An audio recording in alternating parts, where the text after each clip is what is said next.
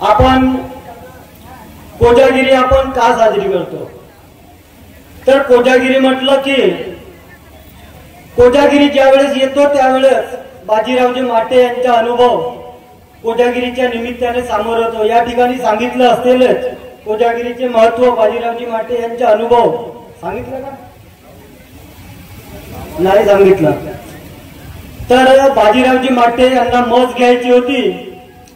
त्यावेळेस त्यांनी महान त्यागी बाबा जुमदेवजीला सांगितले की आपल्याला मस घ्यायची आहे आणि मस घेण्याकरिता गेले. त्यावेळेस महान त्यागी बाबा जुमदेवजींनी एक दुबळी पतली मस जी चालू शकत नव्हती बरोबर आणि बिमार असल्यासारखी ती मस होती आणि ती मस महान त्यागी बाबा जुमदेवजींनी बाजीराव माटे यांना घेऊन दिली.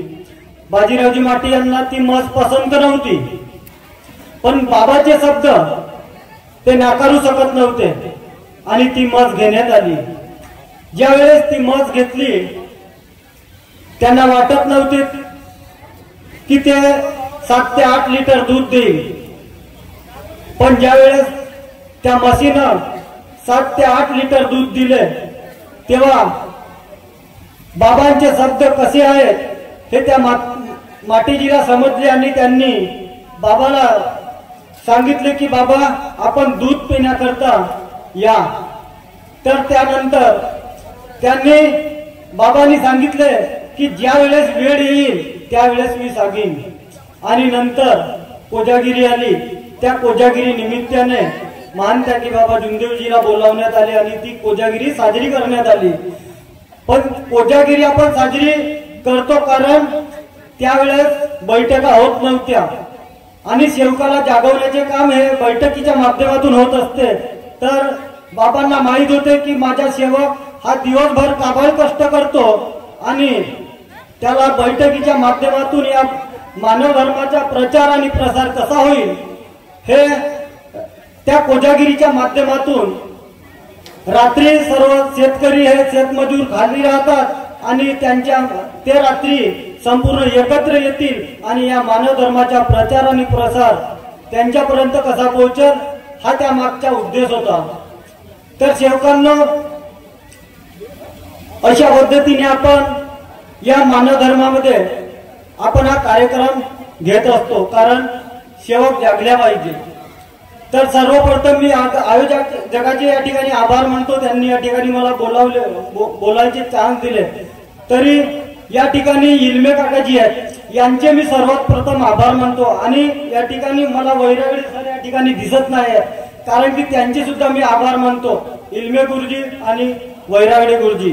कारण कोरोनाच्या अगोदर ज्या वेळेस सेवक संमेलन होत होते आणि आता होतात, पण त्यावेळेस मी संपूर्ण माझ्या परिसरामध्ये सेवक संमेलन होत होते आणि जात होतो. तर त्या ठिकाणी व्यसनावर जास्ती बोलत होते, खर्यावर सुद्धा त्यांनी जास्ती प्रकाश टाकला आणि वारंवार एकच गोष्ट या खर्याविषयी ते सांगत होते. तर त्यावेळेस माझ्या मनाला ती गोष्ट लागली आणि मी दिवसातून 3 खर्रे मी एकला खात होतो. तर हे वारंवार सर्व सेवक संमेलन मध्ये ते खर्याविषयी जास्त बोलत होते. तर ती गोष्ट माझ्या मनाला लागली आणि फुलसावरी या गावी कोरोनाच्या अगोदर फुलसावरी या गावी सेवक संमेलन होता. त्या ठिकाणी माझ्याजवळ 3 खर्रे होते. 3 खर्रे असताना मी माझ्या गावचा एक व्यक्ती होता, त्याला म्हटलं की हे खर्रे घे आणि मी आजपासून हे खर्रे सोडतो. त्यातील एक सेवक काय म्हणतो, नाही म्हणते माझ्याजवळच खर्र आहे मी नाही घेत. मग दुसरा सेवक होता, मी तर खर्रा खाऊन घेतला, त्याने नाही म्हणलं तर. आणि मग दुसऱ्या सेवक भेटला, त्याने म्हणलो हे खर्रा ठेव बरं, आजपासून हा खर्रा सुटते का तर पाहतो म्हणलो. मी मनावरच ठाणलो. मग त्याने ते खर्रे ठेवलं आणि तेव्हापासून मी मनावर निर्धार केला की आजपासून खर्रा खाणार नाही आणि तेव्हापासून मी खर्रा सोडलो. आणि मग नंतर इल्मेजी आमच्या गावामध्ये सेवक संमेलन होता त्यावेळेस सुद्धा आले आणि त्यावेळेस आम्ही खर्रा सोडलो म्हणून सांगितलं. तर इल्मे काकाजीने आम्हाला 50-50 रुपये दिले होते. बरोबर आहे इल्मे काकाजी? हो. तर अशा पद्धतीने आपण ह्या व्यसनापासून दूर झालं पाहिजे. तर माझा एक अनुभव आहे, आता उन्हाळ्यामधलाच अनुभव आहे. कारण 11/4/2025 रोजी शेवट आपला महान त्यागी बाबा जुंदेवजीची जयंती होती केसरवाडा परिसरामध्ये. त्यावेळेस मी तिथे सुद्धा आलो होतो आणि तिथून गेल्यानंतर मी 17 तारखेला बँगलोर या ठिकाणी जाण्याची माझी तयारी झाली होती. तर बँगलोर या ठिकाणी माझ्या मामी सोबत माझी मामी नागपूरला राहते आणि माझ्या मामाची मुलगी ही बँगलोरला राहते आणि माझी तिकीट वगैरे सर्व त्या माझ्या मामाच्या मुलीने बुक केली होती. तर त्या ठिकाणी मी गेलो आणि गेल्याच्या नंतर काही तांदूळ होती आमच्याकडे, अर्धा चिमणी काही गहू होते. तर ते घेऊन आम्ही गेलो आणि गेल्याच्या नंतर तो जो ओझा होता तो मी एकलाच उचलत होतो आणि त्या ठिकाणी आम्ही 18 तारखेला म्हणजे 19 तारखेला आम्ही पहाटे पोहोचलो कारण ट्रेन लेट होती. मग तिथे गेल्याच्या नंतर माझ्या पोटामध्ये खूप दुखायला लागला आणि दुखायला लागला कारण मी चालू सुद्धा शकत नव्हतो. तर तिथे गेल्यानंतर मी आंघोळ वगैरे जेवण वगैरे भरपूर केला आणि कारण मी ज्यावेळेस उठत बसत होतो आणि चालत होतो तर माझ्या भावाची मुलगी म्हणत होती की नाही याच्या दुखणं जास्त आहे. मी म्हटलं राहू द्या काही फरक नाही पडेल. मग जेवण वगैरे झालं आणि तिने मला दवाखान्यात नेले. दवाखान्यात नेल्याच्या नंतर असा म्हणजे काही उचललं वजन त्याच्यामुळे काहीतरी म्हणजे आतडी म्हणजे हड्डी लागली कुठे मार लागला असेल असा काही आठ लागला असेल असा वाटला. तर त्या ठिकाणी इंजेक्शन दिले आणि सलाईन लावले डॉक्टरीने. तर आणि त्यांनी सांगितले की 2 दिवसाची औषध आहे, जर यांनी बरा नजर नाही झाला तर तुम्ही सिटी स्कॅन आणि सोनोग्राफी करून पहा. तर तो दिवस तसाच गेला आणि दुसऱ्या दिवशी म्हणजे त्याच दिवशी रात्री माझा दुखणं कमी झाला आणि रात्री अर्ध्या रात्री नंतर अजून दुखणं वाढला कारण इंजेक्शनचा जो डोज होता हा उतरला आणि दुसऱ्या दिवशी खूप माझा दुखणं चालू झाला.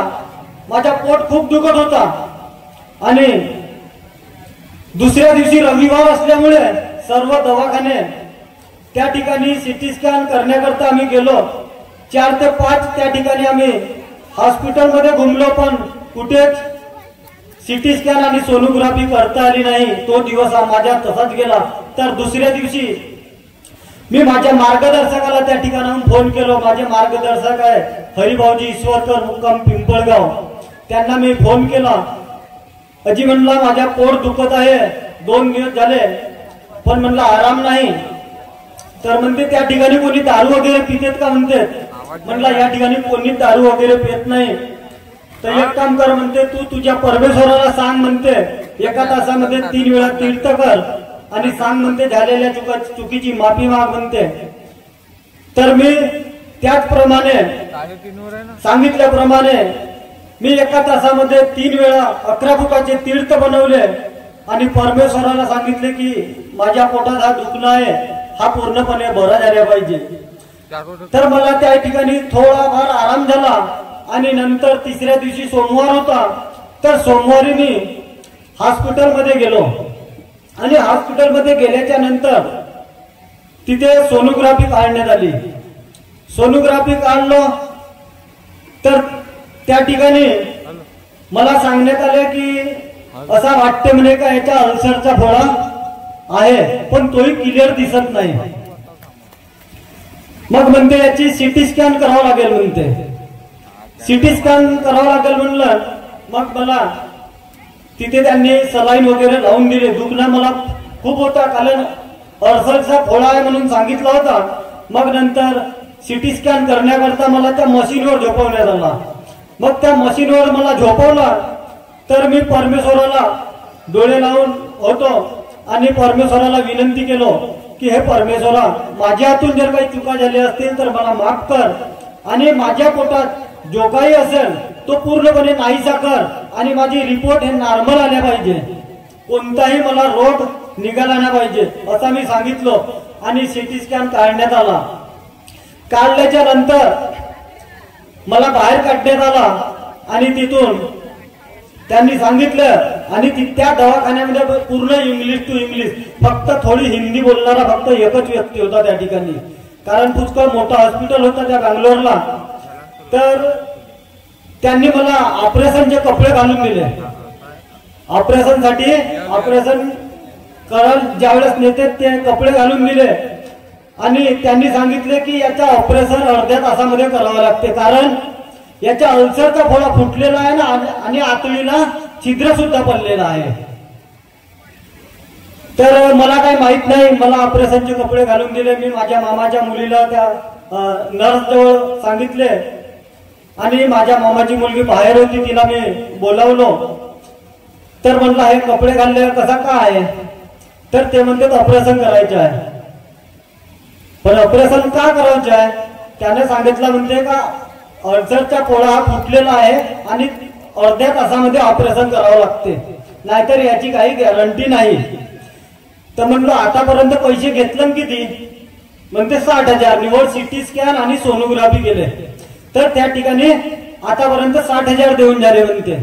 राहू राहिले तर म्हणलो मी नाही करत ऑपरेशन, आपल्या इकडे करत बसीन म्हणलो जाईन ना, कारण म्हणलो मी चांगला बोलून राहिलो चालून राहिलो, जरी मला दुखणं असेल पण हा सहन करत आहो मी. पण म्हणलो मला ऑपरेशन करायचं नाही, सुट्टी कर म्हणलं इथून. मग एक काम कर म्हणलो, तू अजयला फोन लाव, चौधरी हॉस्पिटल भंडारा या ठिकाणी माझ्या मावशीचा मुलगा आहे डॉक्टर अजय मेश्राम. त्याला फोन लावला आणि त्याला व्हॉट्सअपवर माझ्या मामाच्या मुलीने ती रिपोर्ट पाठवली. तर त्यांनी पायता बरोबर म्हणलं का हा पेशंट सिरियस आहे. चौधरी डॉक्टराला सुद्धा ते रिपोर्ट दाखवली, हा पेशंट सिरियस आहे म्हणते, जमत असेल तर ऑपरेशन तुरंत करून घ्या म्हणते. मग नंतर डॉक्टर साहेब माझ्यासोबत बोलले, म्हणते ऑपरेशन करावं लागते म्हणते, नाही तर काही खरं नाही म्हणते या पेशंटचे म्हणते, कारण अल्सरचे फोळे फुटणारे बरेचसे पेशंट हे दगावले. नाही म्हणलो मी ऑपरेशन करत नाही. ऑपरेशनचा खर्च म्हणला किती सांगितला, 4 लाख रुपये त्या ठिकाणी ऑपरेशनचा खर्च सांगितला. आणि आपल्या इकडे जसा 60,000 घेतला तर 60,000 मध्ये सर्व ठेवू शकत होता, पण त्या ठिकाणी निवड त्या ऑपरेशनचे 60,000 सांगितले. तर माझ्या मामाची मुलगी हे ऑपरेशन करता पैसे लावायला तयार होती, कारण म्हणे माझी जिम्मेदारी आहे म्हणे, तू माझ्याकडे आलास तर माझी जिम्मेदारी आहे म्हणे. तर मी म्हणला मी ऑपरेशन काही करत नाही. तर मग माझ्या मावशी मुलगा जो डॉक्टर आहे त्यांनी सांगितलं ठीक आहे म्हणते. अबे म्हणते तू पागल आहेस म्हणते, तुला काही समजे नाही म्हणते, ढोणपणानं तू बोलत आहेस म्हणते. नाही म्हणलो मी चांगला जाऊ, मला काही झालं नाही. एक काम कर म्हणते, तू 1-2 घंटे विमानात बसू शकशील का म्हणते. बसू शकीन म्हणलं, कारण म्हणते ना तेथून तुला येवायचं आहे इकडे येता बरोबर डायरेक्ट तुझ्या ऑपरेशन करावं लागेल म्हणते, आपण इकडे ऑपरेशन करून म्हणते कमी पैशात. ठीक आहे म्हणलो. तर त्या ठिकाणी माझ्या मामाच्या मुलीने विमानाची तिकीट वगैरे काढून दिली. त्या दिवशी आम्ही रात्रभर काही झोपलो नाही, रात्रीभर म्हणजे कोणी झोपले नाही आणि मला सुद्धा झोप लागत नव्हती. मी घरी सुद्धा सांगितले नाही, फक्त घरी मी गावामध्ये माझ्या मित्राला एका फोन करून सांगितली आणि गावामध्ये रिसेप्शन असल्यामुळे गावभर संपूर्ण माहिती झाली आणि सकाळी संपूर्ण गावातील लोक माझ्या घरी यायला लागले, म्हणत होते का झाला बाई असा एकटट्टी हा घुमावले गेला. आणि कारण आमच्या नेरी गावामध्ये सुद्धा जे अल्सरचे फोळे फुटल्यामुळे 3 ते 4 पेशंट दगावले म्हणे आणि याची काही वाचावची शक्यता नाही म्हणत गाववाले. पण त्या ठिकाणी माझ्या मामाच्या मुलीने विमानाची तिकीट काढून दिली आणि त्या ठिकाणून मी विमानामध्ये मला त्यांनी म्हणजे विमानस्थळापर्यंत मला सोडून दिले. मी एकला, माझ्या फोळा फुटला होता आणि आतड्यात सुद्धा गड्डा पडला होता, तरी पण मी बँगलोर वरून नागपूरला एकटा आलो, कारण त्या परमेश्वराची कृपा होती माझ्यासोबत. मी त्या परमेश्वराला अगोदरच सांगितले होते, तर त्या परमेश्वराने मला एकले आणले. माझ्या मामाची मुलगी एक नर्स सोबत देऊ का म्हणे, म्हणलो काही गरज नाही, मी चांगला जाऊ. मला सांगितलं एसी मध्ये उलट्या होते, पण त्या विमानामध्ये रात्री संपूर्ण त्या ठिकाणी बसणारे झोपले होते, पण मी एकला त्या ठिकाणी जागत होतो आणि मला असा काहीच वाटत नव्हता. त्या ठिकाणी ते एनर्जी ड्रिंक माझ्या मामाच्या मुली 5-7 बाटला मला घेऊन दिले, कारण डॉक्टरांनी सांगितले होते तू फक्त म्हणते काही खावायचं नाही ना काही नाही म्हणते, फक्त ते जे ड्रिंक आहे म्हणते एनर्जी ड्रिंक ते बिना शुगरवाले ते पेत राहतील म्हणते. निवड त्याच्याच भरोश्यावर राहिलो मी आणि तिथून माझे जवाई नागपूरला पहाटे विमानतळावर आले आणि त्या गाडीमध्ये बसून मी भंडाऱ्याला आलो आणि भंडाऱ्याला आल्याच्या नंतर मी काउंटरवर गेलो आणि फाईल दाखवली तर म्हणजे पेशंट कोठी आहे. पेशंट म्हणला मीच आहो. ते माझ्या चेहऱ्याकडे पाहू लागले. पेशंट तूच आहेस म्हणते, तू तर चांगला दिसून राहिलास म्हणते. हो म्हणला मी चांगला जा. तू आता तिकडून येता बरोबर ऑपरेशन करायचा होता म्हणते या दवाखान्यामध्ये म्हणते. नाही म्हणलो मी ठीक चांगला जाव आहे म्हणलो, जो काही असेल तो माझ्या पोटात असेल. तर त्यांनी सांगितलं आणि तुरंत मला सलाईन वगैरे लावून दिले आणि त्यांनी माझ्या मावशी मुलांनी सर्जिकल डॉक्टर बाहेरून बोलावला होता. तो डॉक्टर 12 वाजे आला. त्यांनी रिपोर्ट पाहिली. रिपोर्ट मिळाली होती ते व्हॉट्सअपवर पाठवली तिकडून बँगलोरवरून. तर ते रिपोर्ट पाहिल्याच्या नंतर त्या डॉक्टरांनी सांगितले की याचा हा जो फोडा आहे हा फुटला आहे आणि आतडीला गड्डा सुद्धा दाखवते. पण डॉक्टर साहेबांनी माझा पोट खूप दाबून पाहिला. म्हणजे काही दुखते का म्हणलो काहीच नाही दुखे. आणि डॉक्टर आले. मी उठून बसलो. तर डॉक्टरांनी मला तपासले. म्हणला कसा वाटते म्हणला चांगला वाटते म्हणे. काही उलट्या वगैरे येतात का म्हणे. म्हणला काहीच नाही. तर त्यांनी पाहिले आणि त्यांनी सांगितले की सध्या याच्या ऑपरेशन करण्याची काही गरज नाही म्हणते, पण याला 2 दिवस आपण या ठिकाणी भरती ठेवू म्हणते. कारण म्हणते जर याचा पोट दुखला किंवा उलट्या वगैरे आले तरच आपण याचं ऑपरेशन करून म्हणते, नाही तर ऑपरेशन करण्याची काही गरज नाही म्हणते. याचा जो अल्सरचा जो फुटला नाही, जो जहर याच्या पोटामध्ये होता हा म्हणते याच्या लघवीद्वारे किंवा संडासद्वारे निघला असेल. आणि जो आतडीला गड्डा पडलेला होता हा पॅक झालेला असेल म्हणते, हा बुजलेला असेल तर याच्या काही ऑपरेशन करण्याची गरज नाही म्हणते. कारण परमेश्वरी शक्ती ही सोबत होती आणि त्या परमेश्वराने माझ्या हा ऑपरेशन केला असेच म्हणायला काही हरकत नाही. कारण मी जिथे कुठे हे कार्यक्रम असतात त्या ठिकाणी मी जात असतो. जर आपण त्या परमेश्वराला वेळ दिलो तर परमेश्वर आपल्याला तुरंत वेळ देतो. आपल्यावर जेव्हा संकट येतो त्यावेळेस त्या संकटामध्ये तुरंत तो परमेश्वर आपला धावा घेतो. मानते की बाबा जुनदेवजी हे त्या परमेश्वराला विनंती करतात की माझ्या सेवक हा संकटामध्ये आहे, त्याला तुम्ही वाचवण्याचा प्रयत्न करा. कारण आपण जर परमेश्वराला वेळ दिलो नाही तर परमेश्वर सुद्धा आपल्याला वेळ देत नाही. म्हणून म्हणतो की सत्य मर्यादा प्रेमावरी, सत्य मर्यादा प्रेमावरी, सत्य मर्यादा प्रेमावरी. मानव धर्म हा करी आणि मानव धर्मापरी तुम्ही वागा घरोघरी, मानव धर्मापरी तुम्ही वागा घरोघरी. एवढे बोलून मी माझे 2 शब्द पूर्ण करतो. सर्वांना माझा नमस्कार नमस्कार नमस्कार.